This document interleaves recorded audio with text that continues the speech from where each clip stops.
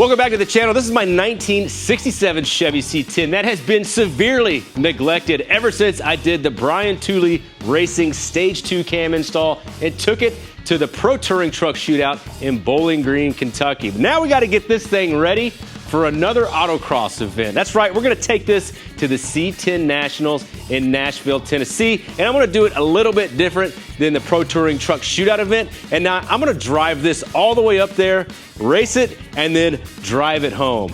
What could possibly go wrong? We got to retreat the body with sweet patina, but before we do that, I'm going to start doing some PDR on this truck. Now there's a nice big dent and some damage on the door and the rear bedside. I like to think that the farmer that owned this truck before was out having a good time on the farm one night and then, maybe sideswiped a tree, ripped off his side mirror, jacked up his door, and then finished off with just a light little tag on the bedside. I also met up with my buddy Keith Miller, and he brought me a set of freshly painted 22-inch transit wheels. We got the tires in the bed. We're gonna get them mounted, and then we're gonna throw on these original caps. We also gotta do basic maintenance and boring stuff like that, but the C10 Nationals has an autocross and a burnout contest. I'm gonna be bringing some extra tires with me because if you guys remember the Pro Touring Truck Shootout, I went a little heavy on the skinny pedal.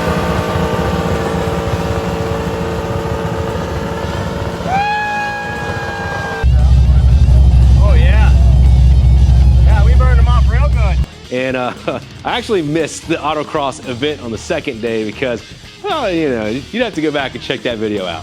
Got my hydraulic pump set up. Gonna try to push off of this fender here. Work the dent out from the inside.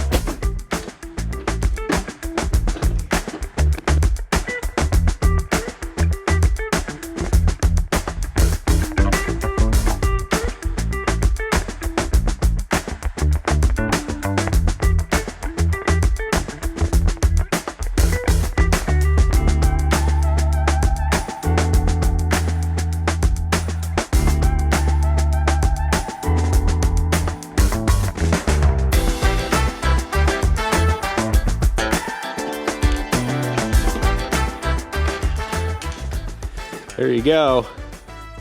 That's what you get when you don't know what you're doing. Well, I'd say that looks pretty dadgum good if you ask me. It's definitely not perfect. That's okay. We're not going for perfection. Well, this show prep went from let's change some fluids and make it look pretty to let's see if I need to rebuild my transmission. All right, we're in drive. So we're gonna take off here. Also, we got lovely weather today.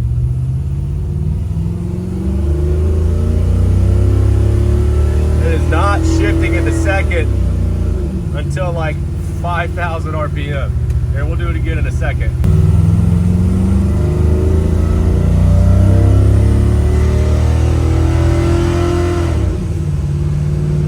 So that's a problem. And when I was running this truck at the PTTS, I left it in learn mode. So what I would do is when I would get on the course, and this is an automatic transmission truck, I would put it in second gear because you're only going 35, 40 miles an hour around the autocross course. So when I was driving home, I noticed that the 1-2 shift started acting up. So I thought that the truck learned it wants to be in a higher rev when you're in that 1-2 gear. However, after doing some more research, I learned we might have some more issues. So I spent some time on the Holley software trying to dial in the shift points for the 1-2 shift. Now keep in mind, I'm not a professional tuner.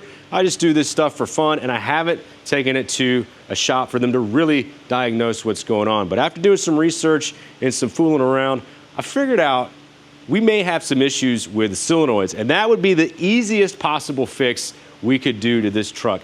Now, the reason I think that it is a solenoid or electrical issue is because when it goes into first, second, third, fourth, and overdrive, it is solid. There's no slipping, and even smelling the transmission fluid, it doesn't smell burnt. It doesn't smell like there is a bunch of deposits in the transmission fluid. So I'm hoping that the 1-2 shift is one of these solenoids. So what I've learned about the 4L60, on the valve body, there are 2 solenoids that control the 1-2-3 shift. So when you're in first gear, solenoid A and solenoid B are both on. when the truck shifts into second gear, solenoid A is turned off, and when he shifts into third gear, solenoid B is turned off. So what I'm thinking is that solenoid A is a little sticky or is gummed up or has some type of malfunction that's not allowing it to shift into second gear, which is why when I tune the truck and the Holley software, I'm not seeing any changes on the road. I've even reset the tune. I've started over with reprogramming the tune from the Holley Terminator X screen like it's a brand new motor swap, and it's the same result every time. So I'm really hoping that when I pull the transmission pan, we don't have some big old clutch chunks in there, if you know what I'm saying.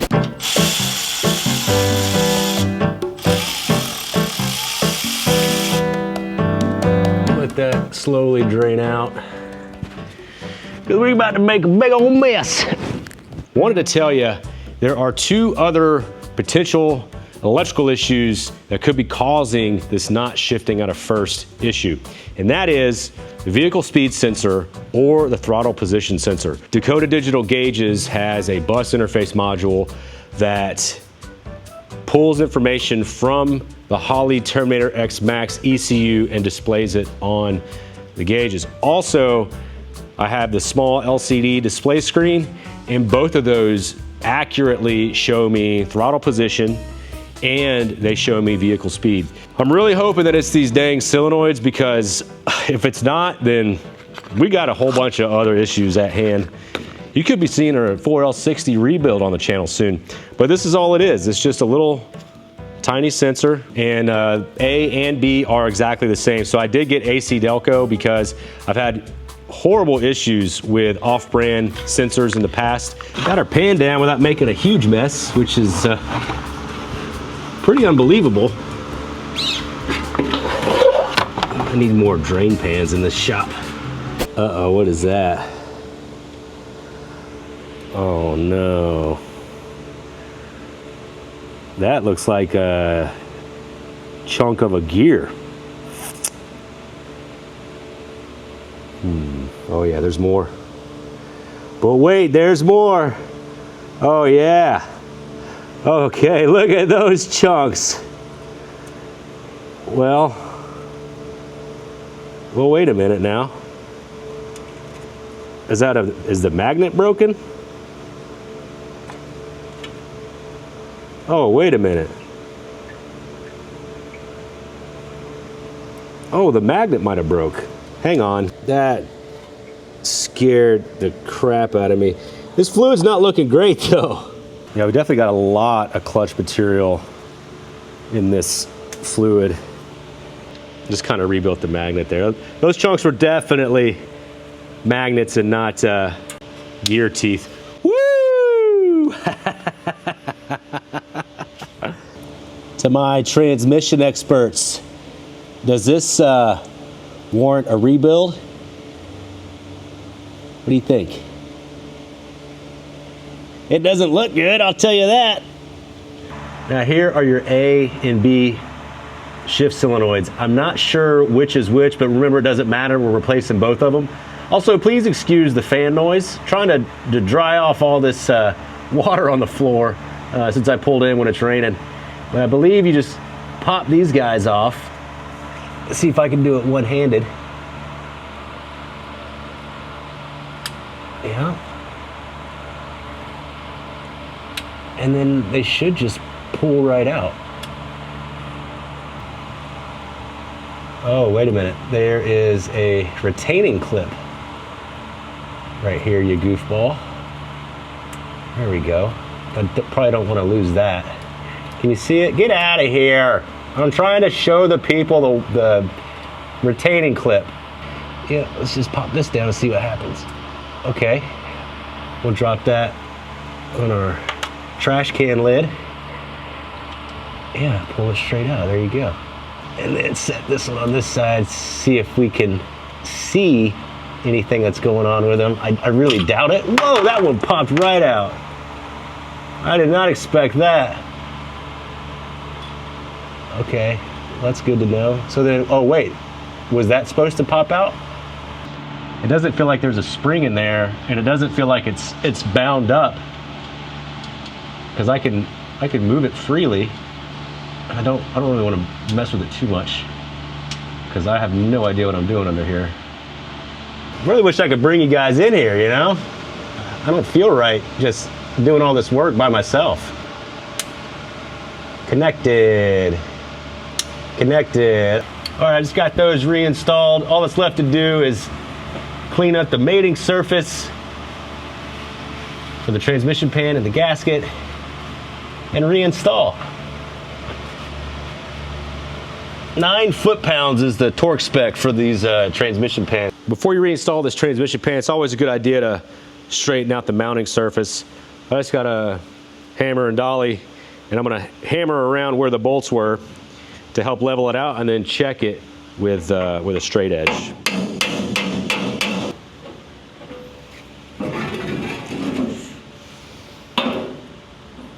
Just filled her back up with the old Dextron 6 full synthetic transmission fluid.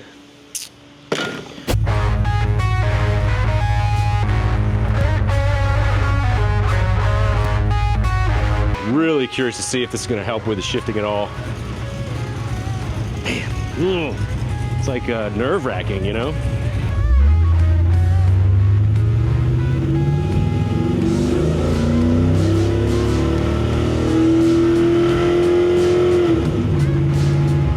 Woo! All right, let's do this. Do another round.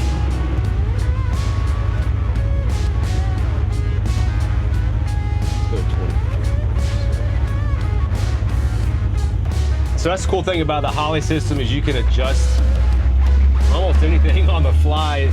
This digital display is very customizable. So I took, this is the dash that I like to use.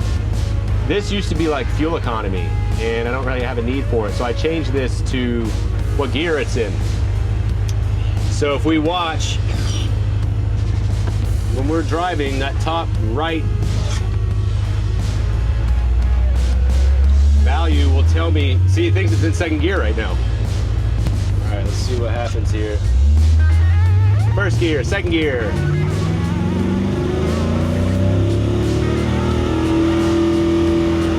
Third gear. Fourth gear.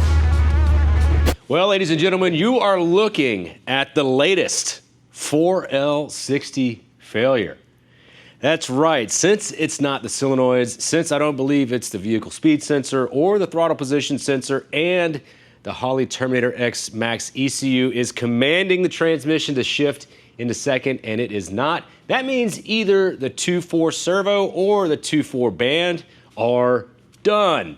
And that means this transmission needs a full rebuild. So now the question is, do I tackle this rebuild myself, or do I do something to this truck that I've wanted to do since I built it? And that is put a 6-speed in here and really have some fun with this thing and just get rid of the automatic transmission variable altogether. With that being said, Bowler or Tremec, if you guys are watching, I'd love to talk to you because this would be a fun project for one of your products. Anyway, so now that we know the transmission's smoked, it's still drivable. I'm still gonna enjoy it around town, but unfortunately, this is not gonna make it to C10 Nationals, but we can still make it look cool, right?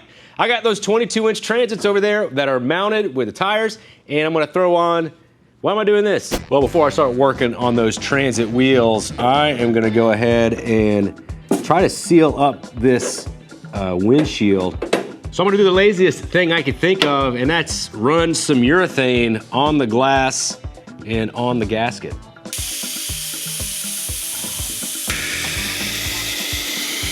Well, if y'all heard that, I got my 220 in the shop. Mr. Charlie, a good family friend of mine, came by and wired in 2 outlets, one for the welder and one for the compressor, which is something that I've never had. I'm pretty excited about it. Using that sweet Patina glass cleaner to make sure we got the surface as clean as we can get it.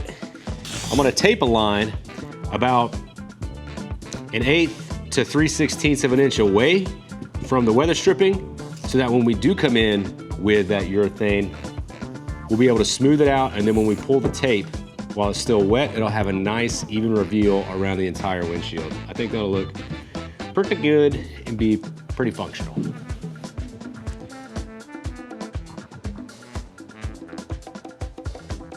So now I'm just gonna take a regular old simple popsicle stick and the glass cleaner, or you could use soap and water.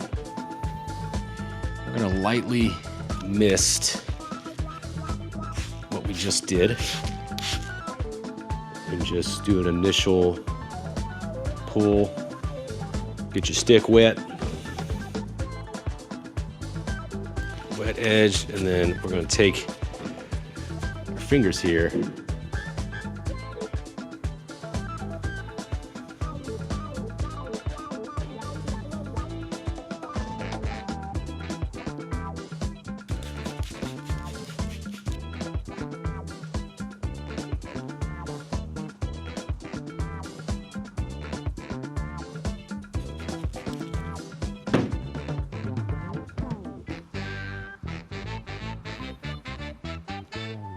All right, now let's pull the tape.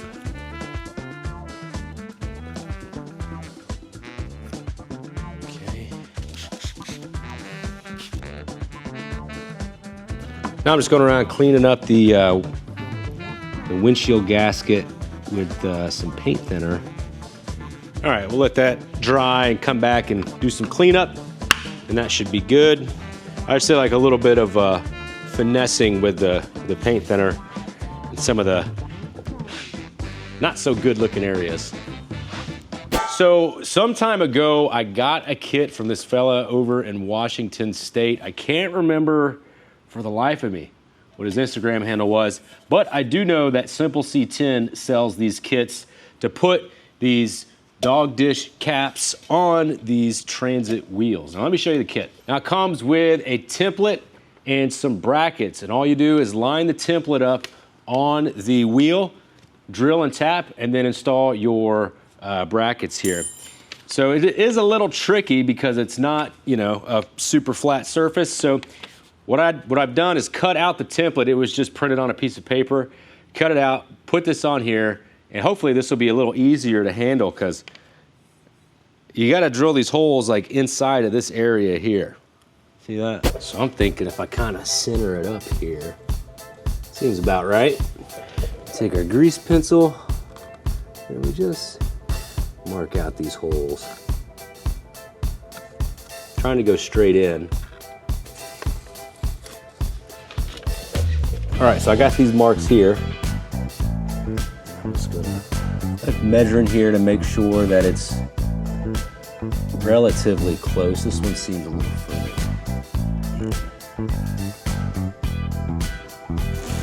I don't know how exact this is gonna need to be, but I'm winging it, as usual. Take a punch.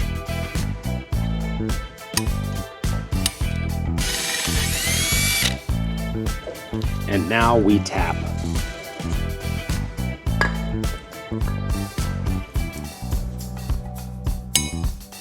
Boy, do I hate tapping small holes. I got one more tap, so if this breaks, I might be done for the day.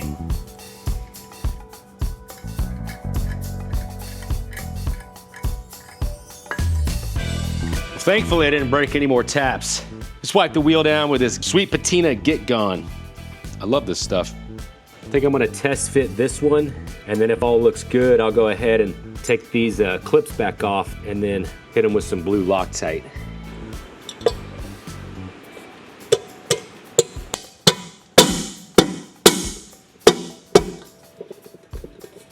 Heck yeah. Broke another tap. Last one I had, I think I've gone through 4 today. And in my defense, hear me out.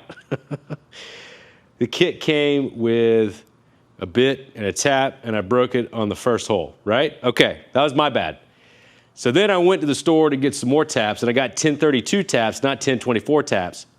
By the time I realized that I needed 1024 taps, I already broke both of those because the holes were too small when I was drilling through them, when I was trying to tap the hole. So then I went to the hardware store and got the last 2 1032 taps they had, and I did 3 holes, and I just broke it. And dude, I was so good. Oh man, how frustrating is this? You know, I'm doing everything right. I'm drilling it out, put some oil on it, try not to be too hard on it. And it just, yep. So technically I have like 1 3/8 wheels done right now. Still got to do those over there. I think I'm done for the day. It's one of those days, man. And I'm back. Bought the rest of the 1024 taps in town and was able to get them all finished off. Get all these little tabs mounted so we can pop on our center caps. Also brought my emotional support dog to the shop today, just in case I had another bad day. Anyway, gonna throw these suckers on, pop the caps on. I am kind of worried about how the fronts are gonna fit because these tires are a lot wider, but they're about 3/4 of an inch taller than what's on here, and this is already rubbing. So these do have spacers though that push the wheels out 1 inch so you can fit the disc brakes. But anyway, I'm gonna pop this off and then I guess we'll just find out, right?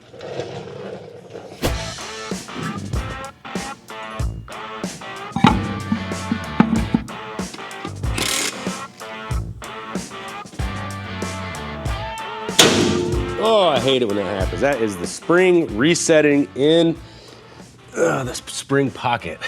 It scares me every time. That looks pretty good. We got a little more clearance than with that 15-inch wheel that was pushed out because of that spacer.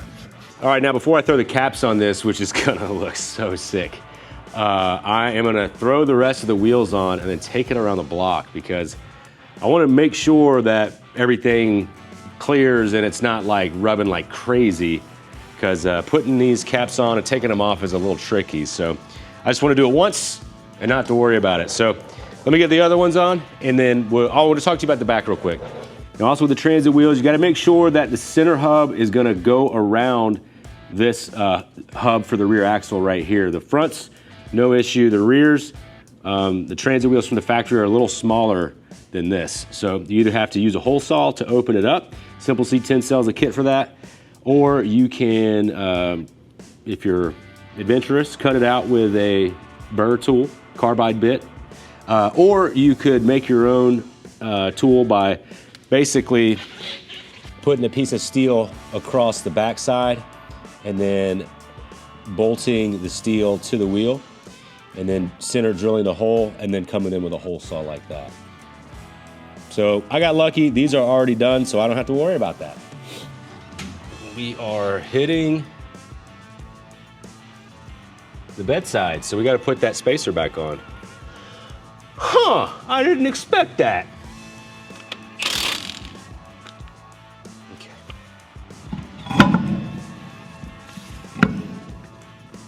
I guess I didn't have to cut out for the hub. That feels good. I think it's the 67s that have the shorter rear axle, and then in 68 they went to a little bit wider. So maybe on the 67s and down you need a spacer because the axles are more narrow. I can't remember exactly what that was. Actually, I have a 68 axle over there. I could probably measure it if I really wanted to. Click, click. All right, we'll do the other side.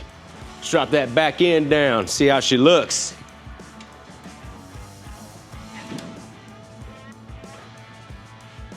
Woo, buddy, she looking mean. Dude, I love 22-inch transit wheels. I just freaking love them. Just take her for a quick rip. Hey, bow tie. Old man, we'll go for a ride? Come on, let's load up. Good boy, come on. Load up, man. There you go. Oh no, we got slippery floor. All right, good job, bud.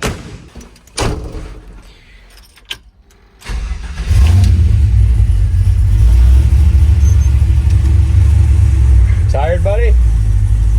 All right, let's go. Get a look at her for the first time in the light. She sits too high. It does look a lot better than the beige ones, the beige 15s that were on there. So far, so good. No rubbing. We'll do a little sharp turn up here. Oh, there's that spring.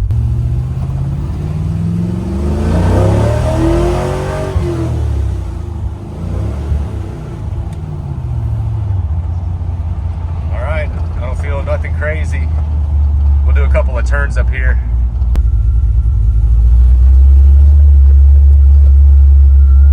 Wow. I'm surprised. All right, let's go this way. Do a 360. No rubbing.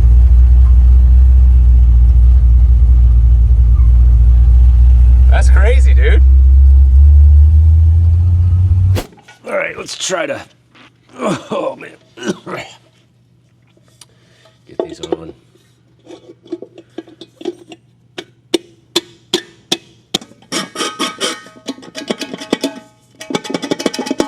Does that seem right to you? Doesn't seem right to me. I do think they're all engaged. Yeah, maybe we could peek down in there and make sure they're all. Oh, this one didn't catch. What the heck, man? Or did it? Oh, it did. Yeah, I think that's it. Well, I would recommend the simple C10 kit. The clips, they look a little different, and the template that he has, he actually just posted something about it like yesterday, and I was like, oh, dang man, I should have got his kit. But the template like sits inside of the transit wheel, and you mark like the top of it. You don't tape it over and then try to drive a grease pencil through it like I was doing. And then the clips are a different design too. They look like these kind of like, well, you saw that they're attached to the wheel and they come up. His look like they go like out or something like that. I have to look at them. They look different. It looked like it would pop in a lot easier. But that's one. I like to line them up with a valve stem. Bowtie, did you fart? Golly, son. Dude, this truck is looking so killer right now with these new wheels and caps. Went ahead and put a bead of that urethane between the body and the gasket material. You can kind of see it right there. See if I can zoom in. Now, this isn't the prettiest thing, but you see how it's shiny right here? Focus, focus. Well, once it dries, you could take a microfiber towel to it and kind of like polish it a little bit, and it blends in pretty good. I mean, it doesn't look terrible when you're standing, you know, in person right here at the truck, like you're going to be able to see it. But honestly, like with as much time as this truck spends outside and with as many road trips as I take this on, like I'm cool with that. And the last thing I'm going to do in this video to the C10 is put on some patina sauce, because we got them new wheels making it look right, but it's just not shining like it used to. So normally I do like a full polish, you know, wash the truck, polish it, get everything super clean and ready to go. I'm gonna do something a little different today. I'm just keeping it simple. Got their So Fresh is So Clean all-purpose cleaner, and then just gonna clean it up and then hit it with the sauce, and we're done. And I'll do, you know what?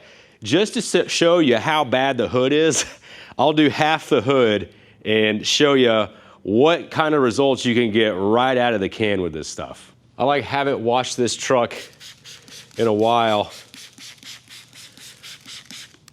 That's the good thing about this patina sauce is it doesn't have to be perfect, man.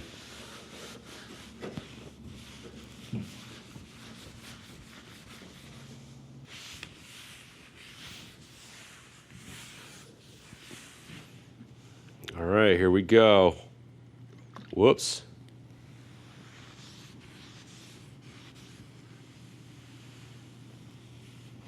I mean, that's a pretty incredible difference, man. Now, you see how shiny it is right now? When the sweet patina cures, it creates this like polymerized hard finish on the surface of the paint, and it's not gonna be as shiny as this, but that depth of color is gonna stay. And that's why I love sweet patina so much. And if you got these like hard to reach areas like around these letters, they got this patina sauce spray, which makes it super convenient. So I'm just gonna repeat that process over the whole truck. And it's gonna look like $1 million, dude. Like $1 million dirty bucks, you know? Because patina. You know what's funny is that the patina spray smells way different than the patina sauce. I wonder if it's because of the stuff they have to put in there for it to be an aerosol. It's got to be real thin.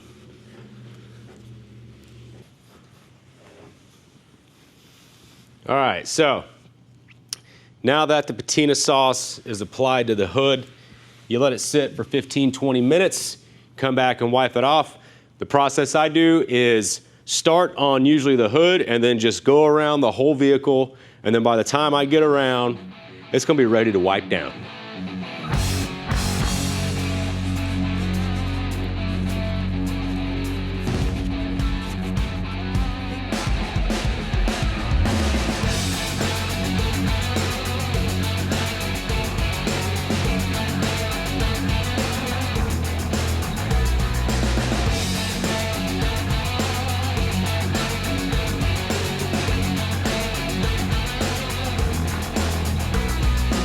Now I'm going to use this all-purpose cleaner to clean up the tires. And then Sweet Patina sent me some sticky icky tire renew. I haven't used it before, so I'm excited to try it out.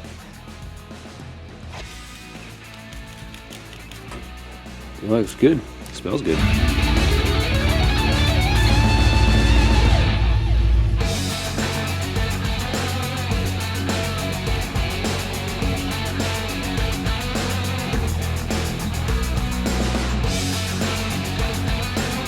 Well, I really wish I was in this video on, hey guys, I'll see y'all at C10 Nationals with the 67. I'll be out on the autocross track having a great time.